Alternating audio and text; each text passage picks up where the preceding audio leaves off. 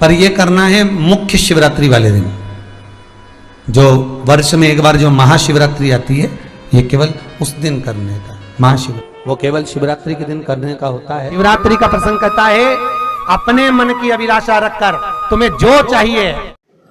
ओम नमः शिवाय भक्तों, हर हर महादेव।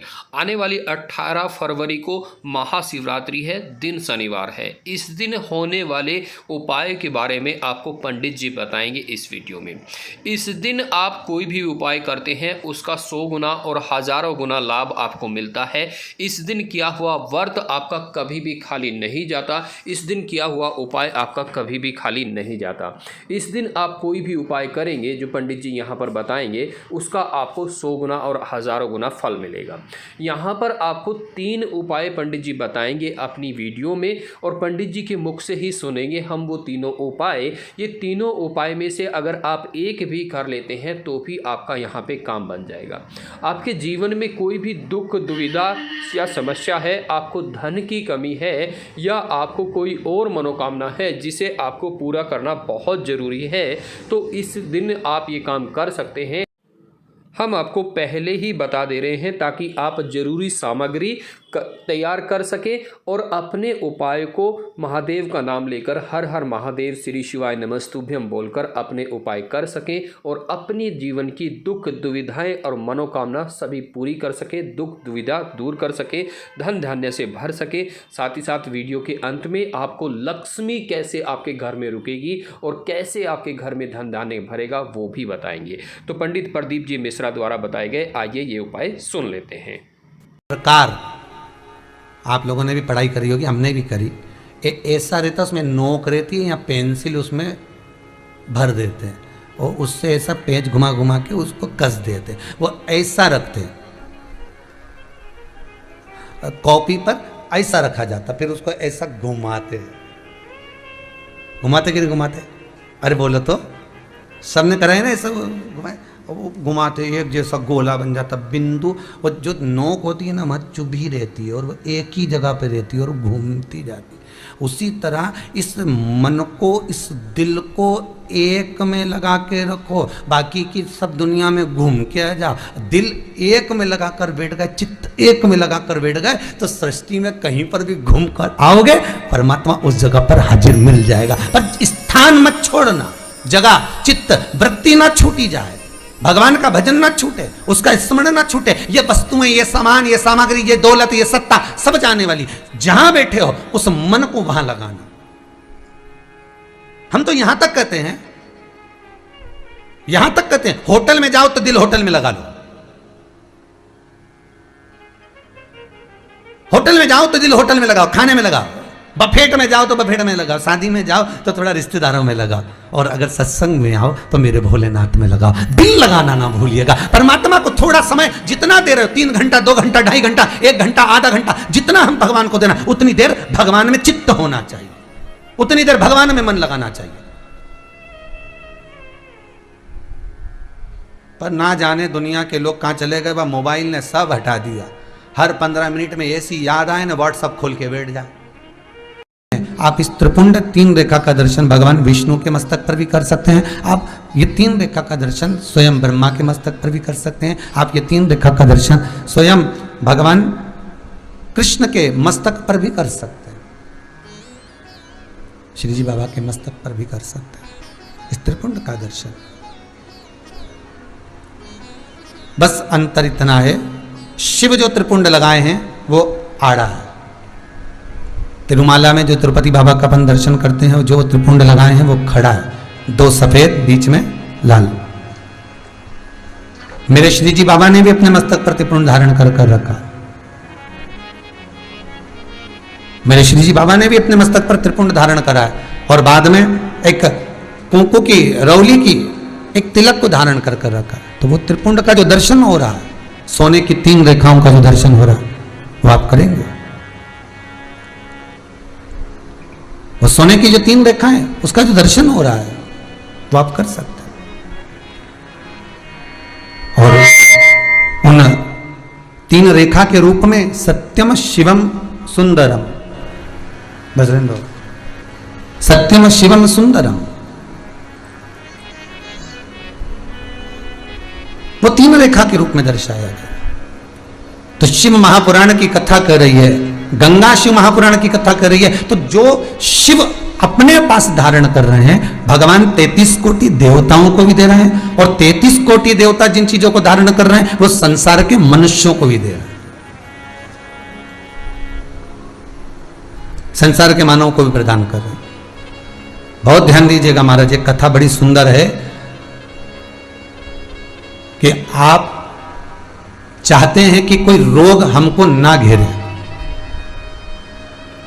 आप चाहते हैं कि कोई रोग हमको ना घेरे, और आपको लग रहा है कि कोई रोग ऐसा है जो घेर रहा है, या कोई शरीर में ऐसा रोग उत्पन्न होने वाला है, या कोई बीमारी ऐसी उत्पन्न होने वाली है। तो उसके लिए सबसे सुंदर तरीका कि शंकर जी पर अलोनी जो गोबरी होती है, गोबरी जानते हो, कंडा, अलोना कंडा, अलोनी गोबरी, मतलब गाय ने गोबर करा और वो सूख गया, उसको थापा नहीं गया, हाथ से कंडा नहीं बनाया गया, गोबरी नहीं बनाई गई, केवल गाय ने गोबर करा, वो सूख गया, और वो सूखा हुआ जो गोबर है उसको जलाकर जो भस्म तैयार करी है, उसको जलाकर जो हमने राख तैयार करी है, भस्म बनाई है, उस भस्म को जो तैयार करा गया है वो भस्म शिव को जो हमने समर्पित करा।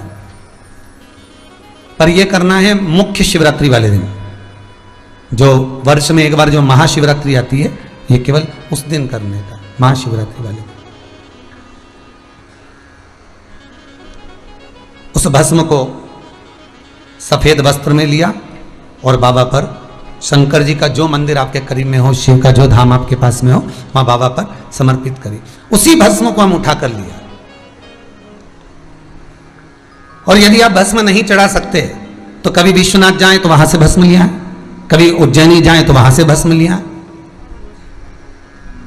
उस भस्म को हम यदि अपनी नाभि से वक्ष स्थल के मध्य में त्रिपुंड लगा लेते हैं, कब लगाना है, या तो प्रदोष की प्रदोष लगा लो, या सोमवार की सोमवार लगा लो, या फिर 12 महीने शिवरात्रि आती है, प्रत्येक शिवरात्रि पर लगा लो। जीवन में अगर आप मात्र 1 महीने में एक बार भी त्रिपुंड अपने वक्ष स्थल के नजदीक में नाभि से ऊपर अगर लगा लेते हैं महाराज, तो ऐसा कोई बड़ा रोग आपकी जिंदगी में प्रवेश कर ही नहीं सकता। इस शरीर के अंदर, इस शरीर के अंदर भस्म में जो सुख है, भस्म का जो आनंद है, भस्म का जो रस तत्व है, उसको समझिए।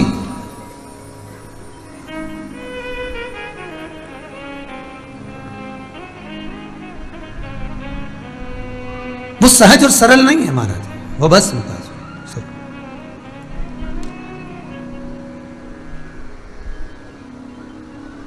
नेम लड़े त्रिपुरारी से मैं उनकी हो गई, मेरे मन में नहीं है धीर, सखीरी में काशी जाऊंगी। कहते हैं मात्र 12 स्थान पर जो भस्म का प्रमाण कहा गया, मस्तक की, कंठ की, कर्णों की, भुजा की, कलाई की, वक्षस्थल, नाभिकोश,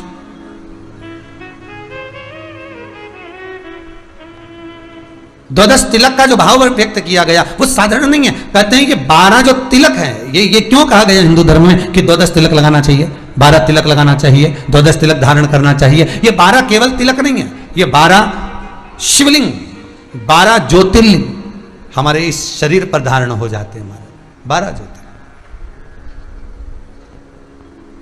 केवल वो तिलक नहीं है, वो 12 ज्योतिर्लिंग संपूर्ण शरीर पर, संपूर्ण। अच्छा, एक प्रश्न बड़ा सुंदर आता है कि महाराज जी ये आप कहते हो कि 12 ज्योतिर्लिंग संपूर्ण शरीर पर तिलक लगाने पर प्राप्त हो जाता है, तो जब हम शंकर को त्रिपुंड लगाते हैं, जब हम शिव को त्रिपुंड लगाते हैं या शंकर पर हम भस्म चढ़ाते हैं, तो वो 12 जगह पर लगाएं कि एक ही जगह पर लगाएं? तो शिव महापुराण की कथा कहती है 12 जगह पर लगाने की जरूरत नहीं। भगवान शंकर को अगर आप भस्म चढ़ा रहे हो तो या तो ऊपर भी चढ़ा दोगे चल जाएगा, और अगर त्रिपुंड भस्म का लगा रहे हो तो एक ही लगाओगे तो भी वो श्रेष्ठ 12 के लिए ही हो जाएगा।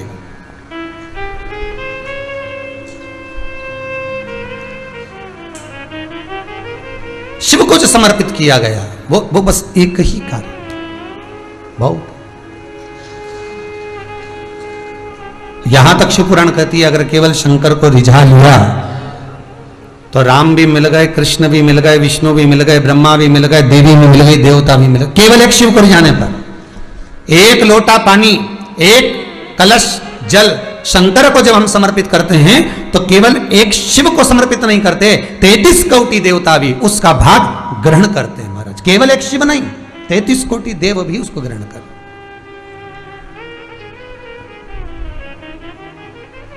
कितना सुंदर प्रसंग है देवी भागवत। भगवान कृष्ण राधा गौलोक धाम में, राधा जी कहीं गई थी और कृष्ण बैठे थे गौलोक धाम में। सुंदर झूले पर मेरे बाबा, मेरे ठाकुर, मेरा कृष्ण झूल रहे हैं सुंदर झूले में।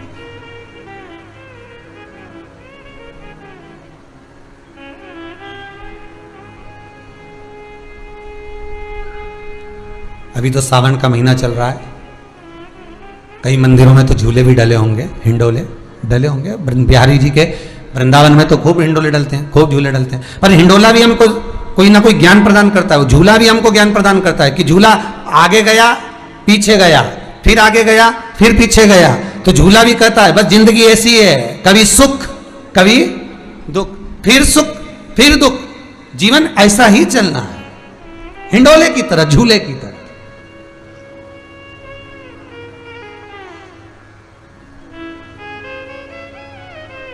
झूला कहता ही है महाराज।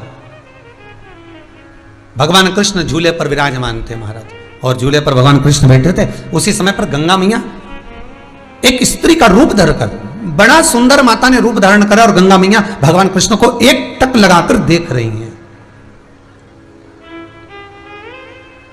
भगवान कृष्ण को देख रही हैं। राधा जी का आगमन हुआ। राधा जी जब आई तो उन्होंने ठाकुर जी को देखा, ठाकुर जी गंगा जी को देख रहे थे, गंगा ठाकुर जी को देख रही थी। अब इतने में तो राधा जी का हृदय जल गया। राधा जी को लगा, होता है भाई, जब आप पति के साथ कहीं जाएं, एक सहज भाषा में समझे, और कोई आपके पति को देख रहा हो, पति किसी को देख रहा हो, तो हृदय तो आपका भी जलेगा ना कि भाई ये क्या हो रहा है। गंगा को देखा तो गंगा भगवान कृष्ण को देख रही थी, कृष्ण गंगा जी को निहार रहे थे, पर दोनों के देखने में अंतर है। गंगा जब भगवान को निहार रही है तो इस भाव से निहार रही है कि ठाकुर मैं आपके चरणारविंद में रहने वाली, आपने गजब कर दिया, मुझे शंकर की जटा में ले जाकर छोड़ दिया, बड़ी कृपा करी। तो गंगा भगवान कृष्ण का साधुवाद कर रही है।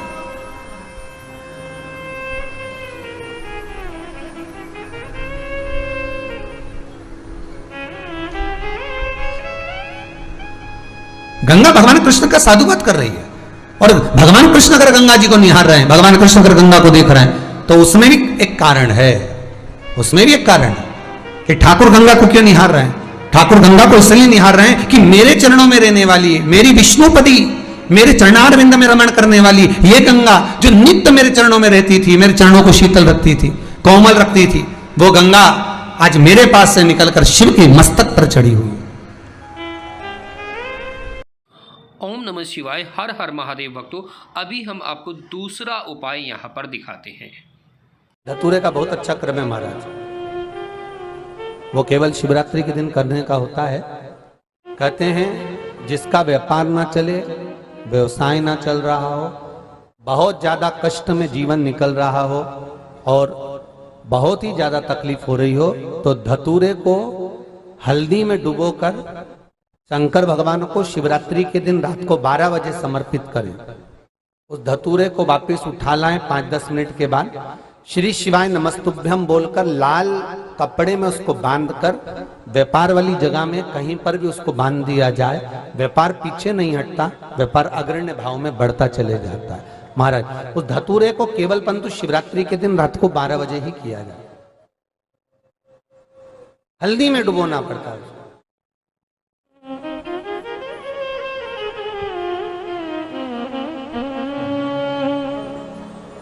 यही प्रमाण एक क्रम में और है महाराज जी। लिंग पुराण कहती है, मान लो किसी व्यक्ति को कोई एक भारी बीमारी हो गई, बड़ा रोग हो गया, और वो रोग डॉक्टर कह रहा है कि ये ठीक नहीं होना है, बहुत तकलीफ उसमें है और कष्ट ही कष्ट है, वो ठीक नहीं हो रहा, दवाइयां लग रही, गोलियां खा रहे हैं। तो महाराज उसका भी वर्णन है। 7 धतूरे, कितने धतूरे लेना है? 7 धतूरे। कोई सी भी शिवरात्रि से मतलब महीने में एक बार शिवरात्रि आती है, प्रत्येक महीने आती है, किसी भी शिवरात्रि के दिन 7 धतूरे लेकर एक धतूरे में मौली, लच्छा, नाड़ा लपेटकर चंद्रमौली भगवान का स्मरण कर उस मौली को लपेटकर 6 धतूरे में हल्दी लगाकर शंकर भगवान की जो जलाधारी है, जलाधारी में आपको पहले भी वर्णन किया है, शंकर भगवान का ये शिवलिंग है, ये जलाधारी है, ये भगवान का जल निकलने का स्रोत, चरणारविंद का भाव। शिवलिंग जहां रखा हुआ है ये पार्वती जी का हस्त कमल है, जो ये गोल भाग है ये पार्वती का हस्त कमल है, जहां शिवलिंग रखा है। जहां से जल नीचे गिरता है उसके सीधे भाग में श्री गणेश जी महाराज का स्थान है, उसके उल्टे भाग में श्री कार्तिकेय जी का स्थान है। जलाधारी के सामने एक मोटी सी लाइन होती है, कहीं सांप बना होता है, कहीं स्थान बना होता है। जो मोटी सी लाइन है ये शंकर भगवान की सबसे छोटी लड़की अशोक सुंदरी का स्थान है। जलाधारी के ऊपर जो 3 टेकी लगी है ये भृगु ऋषि का, भृंगी गण का स्थान है। इसके ऊपर जो कलश है, कलश में जो पानी भरा जाता है वो पानी जो बूंद बूंद नीचे गिरता है ये शंकर भगवान की 5 लड़कियों का स्थान है। जया, विषहरा, सामरीबारी, धोतली और देव, ये 5 लड़कियों का स्थान है। शंकर भगवान का संपूर्ण परिवार शिवलिंग के सामने से, जहां से जल चालू होता है गिरने के लिए नीचे की ओर जब जल जाता है, उस स्थान पर भगवान शंकर के सारे गणों का स्थान है।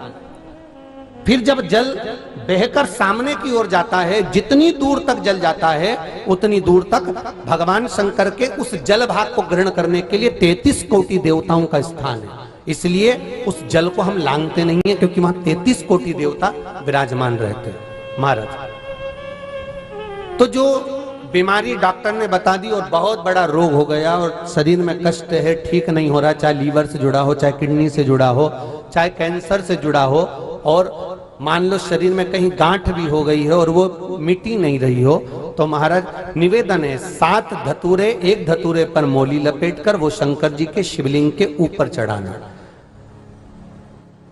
6 धतूरे, उसमें से एक धतूरा भगवान श्री गणेश जी का स्थान, दूसरा धतूरा श्री कार्तिकेय जी का स्थान, तीसरा धतूरा अशोक सुंदरी का स्थान। महाराज शंकर भगवान की जगदम्बा जी के हस्त कमल के ऊपर एक धतूरा, एक धतूरा जहां से जल नीचे की ओर बहकर जा रहा हो, पानी जिस जगह से नीचे गिर रहा हो बिल्कुल वहीं पर एक धतूरा चढ़ा देना है। उस धतूरे को चढ़ाने के बाद वो धतूरा वापस लेकर आना है, अवधूतेश्वर महादेव का नाम लेकर या चंपेश्वर महादेव का नाम लेकर उस धतूरे को, जो बीमार व्यक्ति है उसका स्पर्श कराकर बेलपत्री के पेड़ के नीचे पटकवा देना है। महाराज धीरे धीरे रोग में आराम मिलना प्रारंभ हो जाता है, औषधियां धीरे धीरे समाप्त हो जाती हैं और व्यक्ति स्वस्थ हो जाता है। ये केवल शिवरात्रि के दिन ही होता, 12 महीने शिवरात्रि आती है, आप किसी भी शिवरात्रि को कर सकते हो, किसी भी शिवरात्रि। ओम नमः शिवाय, हर हर महादेव। अब हम आपको तीसरा उपाय पंडित प्रदीप मिश्रा जी द्वारा बताया गया उपाय दिखाते हैं। वीडियो के अंत में आपको दिखाएंगे एक ऐसी वीडियो जो आपको कभी भी निर्धन नहीं होने देगी। शिवरात्रि का प्रसंग कहता है, अपने मन की अभिलाषा रखकर तुम्हें जो चाहिए, एक काली मिर्ची और तिल्ली के, काली तिल्ली के 7 दाने, एक काली मिर्ची और तिल्ली के, काली तिल्ली के कितने दाने? 7 दाने हथेली में रखकर अपनी कामना कर कर मन से अपने मन के बात को कहकर शंकर भगवान के शिवलिंग पर चढ़ा दीजिए। आपकी मनोकामना, कहते हैं हर महीने शिवरात्रि आती है, इस शिवरात्रि पर, मुख्य शिवरात्रि पर चढ़ाओगे, अगले महीने की जब शिवरात्रि आएगी तो आपकी मनोकामना पूरी हो जाएगी। एक काली मिर्ची और 7 काली तिल्ली के दाने, मात्र 7। महाराज जिसके घर में क्लेश रहता हो, बहुत ज्यादा लड़ाई झगड़े हो रहे हैं, सास बहू के झगड़े, ना बहू कुछ सुनने को तैयार ना सास सुनने को तैयार, और घर में बेचारे पुरुषों की आफत, यहाँ भाई भाई झगड़ रहे हो, सास बहू में झगड़ रही हो, कुछ मत करिए। गेहूं की बाली को तोड़ो, गेहूं की बाली जानते हो ना, जिसमें आप लोग तो गेहूं की बाली को तोड़ना है, और बाली 7 बाली तोड़कर अपने घर में घुमाकर अपने घर का नाम और गोत्र बोलकर उसको शंकर को समर्पित कर दीजिए। जिंदगी में कभी सास बहू का झगड़ा नहीं होगा महाराज। शिवरात्रि के दिन उसको समर्पित करिए। आपके घर में कभी क्लेश नहीं मच सकता। 12 महीने शिवरात्रि आती है और शिवरात्रि के दिन रात्रि को 12 बजे शंकर भगवान पर एक धतूरा चढ़ा दो। क्या चढ़ाना है? जम के बोलिए जरा, धतूरा। ये शंकर भगवान को धतूरा चढ़ा दो। 12 बजे रात्रि को शिव जी पे धतूरा चढ़ाओ, आधे घंटे तक धतूरा चढ़े रहने दो और आप श्री शिवाय नमस्तुभ्यम का जाप करो। जिस शंकर जी पे धतूरा चढ़ाए उस मंदिर के बाहर बैठकर कौन सा मंत्र जपना है? श्री शिवाय नमस्तुभ्यम। फिर से बोलो, श्री शिवाय नमस्तुभ्यम। धतूरा चढ़ाकर श्री शिवाय नमस्तुभ्यम का स्मरण करिए। और जो दुकान नहीं चलती हो, घर में लक्ष्मी नहीं टिकती हो, खेत में फसल अच्छी नहीं आती हो, संपदा नहीं आ रही हो, बस उस धतूरे को लाल वस्त्र में बांधकर अपनी दुकान में, अपने व्यापार में, अपने घर में रात को 12:30 बजे उठाकर लाओ और 4 बजे के पहले उसको अपनी दुकान, व्यापार, व्यवसाय में उसको बांध दीजिए। और अगर जो जमीन फसल सही नहीं दे रही हो उस जमीन में ले जाकर गाड़ दीजिए। आपको जीवन में कभी तकलीफ नहीं भोगना पड़ेगी, लक्ष्मी बढ़ती चली जाएगी महाराज, संपदा बढ़ेगी। जो व्यक्ति ज्यादा बीमार रहता हो, बहुत बीमारी उसको घेरे रहती हो, परेशान रह रहा हो, बीमारी बनी हुई है, तो बोर चढ़ाइए। बेर, क्या बोलते हैं यहाँ पर? बेर की बोर, वो खाने वाला बेर जो होता है, उस बेर को 7 बेर ले लो और 7 बेर को लेकर अपने ऊपर से घुमाकर शिवरात्रि की दोपहर के 12 बजे शंकर भगवान के शिवलिंग पर ले जाकर उस बेर को चढ़ा दीजिए। आपका रोग, आपकी बीमारी मात्र 3 महीने के अंदर समाप्त हो जाएगी। भक्तों, ये वो वीडियो है जो आपको बताएगी कि आपको घर में क्या करना चाहिए, क्या नहीं करना चाहिए, और इसी का लिंक आपको ऊपर भी दिखाई दे रहा होगा। आप इस वीडियो को देख सकते हैं और लाभ उठा सकते हैं ताकि आपको कभी भी लक्ष्मी की कमी न रहे, दिक्कत ना रहे। और आप अगर अपने घर में कुछ भी इन चारों में से गलती कर रहे हैं तो वो गलती ना करें और आपके घर में लक्ष्मी बनी रहे।